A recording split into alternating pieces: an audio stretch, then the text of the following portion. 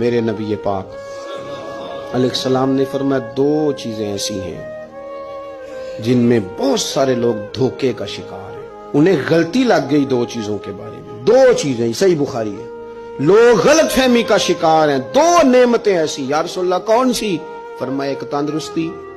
ایک فرصت۔ لوگوں کو پتہ ہی نہیں ہمارے پاس کتنی بڑی نعمتیں، مجھے آج وقت ملا ہوا ہے، میرے پاس ٹائم ہے، میں درود پاک پڑھ سکتا ہوں، تلاوت کر سکتا ہوں، اللہ کو یاد کر سکتا ہوں، صدقات کر سکتا ہوں، کسی کی مدد کر سکتا ہوں، فرصت ہے،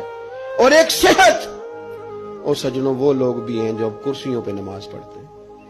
وہ بھی ہیں کوئی سہارا دے تو وضو کرتے ہیں، وہ بیچارے بھی ہیں کہ جن کا دل کرتا ہے کہ مسجد جا کے نماز پڑھوں، لیکن اب آنے کی طاقت موجود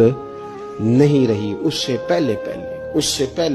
ورنہ اوڑکتے دن آیا ہے محمد، انہیں ہور کڑی نو ڈب جانا ہے۔ اپنی ڈائری کو